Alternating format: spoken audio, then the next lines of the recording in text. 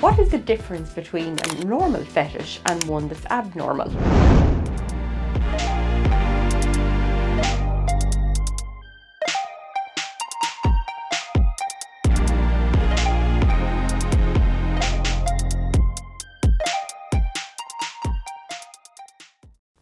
And I'll tell you why, Paul. It's more common in men by the end of this video. Right, okay.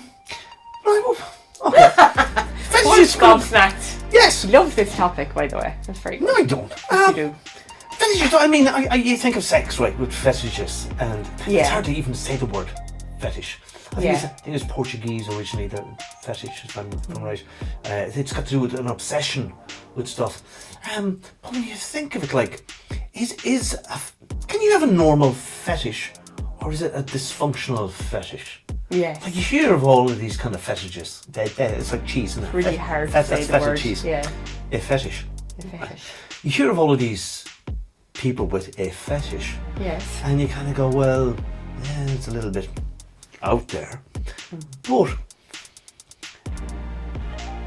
to me, I think it's a role play thing, isn't it? Like, would you dress up as a centurion or a vanguarda with handcuffs? I must make a note of that. It's role play. What are you into? It's role play, isn't it? You're playing out a fantasy, a hypothetical situation. Usually in a safe environment, I would say. Yeah. Well, I think like a lot of couples actually do it to spice up a marriage or a relationship, or just to try something different. Some people find it very embarrassing actually. They just mightn't be able to kind of go through with the whole scene. But I think like growing up, I suppose, as a good Catholic girl, this wouldn't be something that You could dress up as a nun. came into my head. Oh, I could dress up as a nun. You didn't piss on me now, because that's what I did. I did dress up as a nun with for no Halloween. For Halloween, it wasn't Halloween, it wasn't a fetish thing. Yes. I had no arse in my costume. There's probably pictures online somewhere. Probably. So. But when you learn it growing up, your mother is. To man, your mother is your first female role model, and to a woman, her father is. And sometimes we can pick up a lot of stuff Presumably. from them. And I suppose this is probably why, Freud would have said like the women marry their fathers and men marry their mothers. That we can have an obsession with that. You can go for somebody who's much older than you. Yeah. A father figure, a mother figure. Yeah. Depending, I suppose, on what your relationship has been like with your mother or father. Presuming you had one, of course, and you weren't orphaned very young or in foster care, which brings a whole lot of other issues, I suppose, around things, doesn't it? It does. But when you think of a fetish such as voyeurism, I spoke to somebody recently who had inadvertently saw somebody changing when they were a kid and became obsessed with this thing, got aroused by it. Yeah. And then in his relationship, he had to pretend to watch his partner through the door as she undressed. He couldn't actually be in the same room as her. Because it's a very visual thing for men, really, isn't it? Yes, it is, but he couldn't be in the same space as her. He had to do this just perverted kind of looking through the crack in the door thing. And he couldn't get turned on except it was that way. And you see, that's, to me, is the difference between it being a normal fetish and then something that's compulsory. Yes. Yeah. It's a big difference between the two. I suppose that both people would have to be into it. If one is into it, then are they compromising or kind of accommodating their partner? Yeah, I think that's where the lines become a bit blurred between, a fetish in a relationship or some process that you enjoy doing and abuse. Like, I suppose when I think of fetishes, you can say the word, like the first thing that comes into my head is like sadomasochism and people that like a bit of S&M never did anybody any harm. Yeah, all these kind of things. But then choking and fixation, all of these kind of different things happening, and you're like, geez, like how. Where is the point where you kind of know, like, whether I like this or I don't like this, I suppose it'd have to be talked about beforehand, wouldn't it? Do you remember that book? No, I never read it. Oh, God, 50 Shades Grey, lads. Oh, 50? No, I tried to read it. It was horrible. I was dying laughing reading that book. Were you? I'd say I laughed 90% of the way through. So you missed the point of it? Yeah, it was supposed to be a turn on? Yeah, no. Well, parts of it actually were, it's the dominance, again, from the last podcast that we were doing around, go on, I've got something to say strong on this. male. And, he decides... He tells you what to what do. he wants, And you all comply. of that, and you comply with it, and the So that's a turn uniqueness on. of it. In some ways, and then in other ways, no. Strong, What I independent wanted in female. real life, no. It's kind of like out in fantasy world there, you know. But you see, the reverse of that then is a dominatrix, isn't it?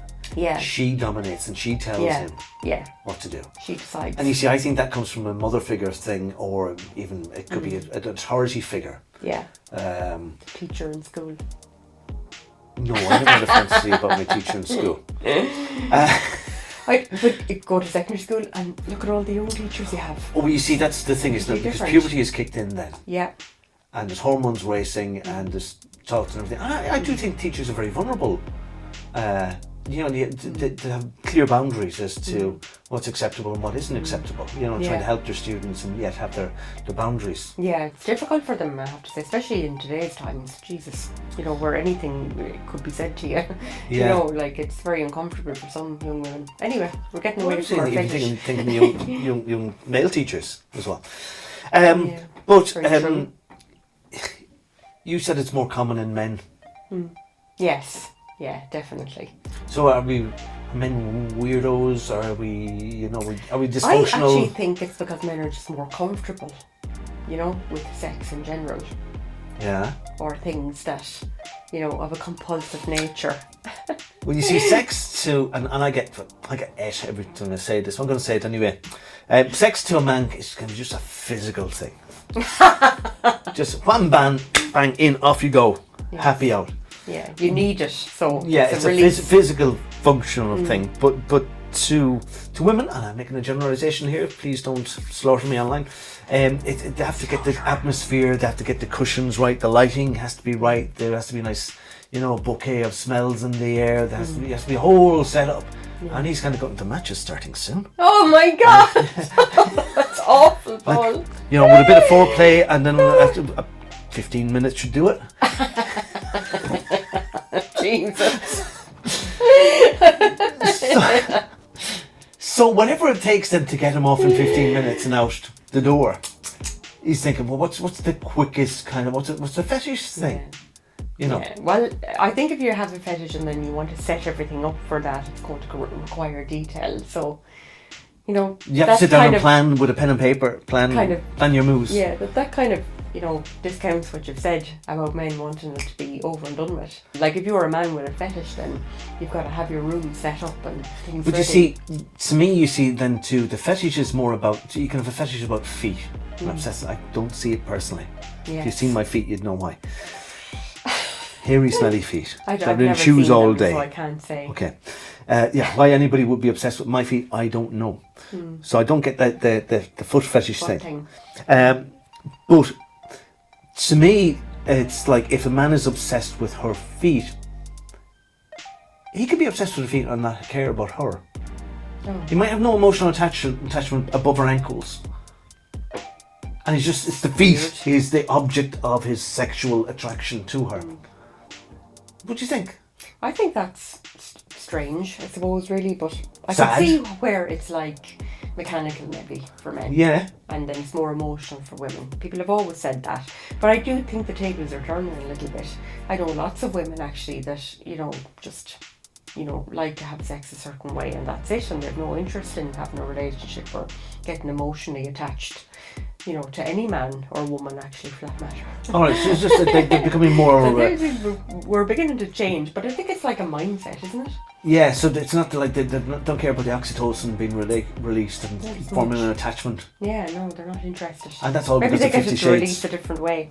But what interests me is that if a fetish is an obsession, a fetish in the strictest meaning of the word does not have to be sexual. I think this is very interesting, actually. Because you can have a fetish about collecting stamps. Wow. And some people do. Yeah. Their whole life is centered around collecting stamps or shoes. Shoes? Wow, shoes. And I would say that's a predominantly female thing. I don't know any men who are big into shoes. I have one pair of shoes that I wear. And that's probably why my feet are smelly and nobody finds them attractive. Lots of men, actually. Runners. Loads of runners. Loads of runners? Okay, I don't mix in the same circles as you, but I do know women who will have loads and loads of shoes, could have maybe 30 pairs of shoes. Jesus, wow. And that to me is they're an all obsession. expensive, I'd say. Yeah. Yeah. And they'll never wear them. They're just going to have them. Men might have a fetish about vintage cars. Could collect vintage cars. Quite obsessive. Or when you think of it, I think we touched on it in a previous video, you can have a fetish about an object such as a bridge or a building. People can fall in love and get married. People have got married to, somebody's married the Eiffel Tower, I think. Oh yeah. Or I like it. the You were Brandenburg saying Gate. as well earlier about storms and rain and different sounds. And Oh yeah, things like yeah. that, really. You can have a fetish about that. You know, like storm chasers, like Yeah. the whole Oh, thing. that's so cool. Did you ever watch that? Yeah. Deadly. Yeah. But to me, like once you've seen it once, you kind of go, yeah. But then when they do storm chasers or See a couple of storms and was you're it like, the film was a tornado that was something like that. yeah. But once you see the first one, you don't want to see part 2 or part 3. It's Yeah. twirly wind things and cows flying across and people hiding under bridges and stuff like that. No. It's I suppose, Siobhan, what we're talking about is if you've got an obsession, whether sexual or whatever, if it's a choice that you can have an extreme interest in something, it means that you're in control of it, not the other way around. Yeah, I think when you lose control over where you're going with something, that's But isn't that a fetish too, like especially with bondage and something, you're giving up control. Somebody's tying you up and doing whatever they like But to if you. you choose To let somebody- because they always have safe words, that's If a you big can't thing remember the with safe bondage. Well, then you're in trouble. Like, okay, cut me the fuck down. I can't breathe. That's it. I'm out. Or a hand signal or whatever. They've got to have all of that really clear before they start into, especially that asphyxiation thing. Oh yeah, sure, people have died of Really that. dangerous. Yeah. Yeah, no, people have been on trial in years. You see, you get a high from it, and this, if you've nearly drowned, sometimes there's this high feeling you get, because Euphoria. oxygen deprivation, and the brain kind of kicks into another realm altogether. Like people say, drowning is one of the nicest ways to die. I don't think so. I've tried it. I nearly drowned accidentally 3 times in my life. Wow. So I have a healthy respect for water now. I'll go into water and I'll swim, but I would swim out of my depth, but not for long. I wouldn't. And I wouldn't chance a kind of a long swim. Because of a healthy respect for water. Refuse to have a phobia about it. But Fear of the darkness, the depth. no, it's fear what's under the water. When you've seen Jaws, Oh god, yeah, that's enough. yeah. I'll get into that. Can't get into that. If you have a fetish and you want to share it with us on the comments, I'm not interested in partaking of your fetish with you. We don't know you that well yet. Let us know in the comments. Yeah. We're Happy Headers and we'll talk to you soon.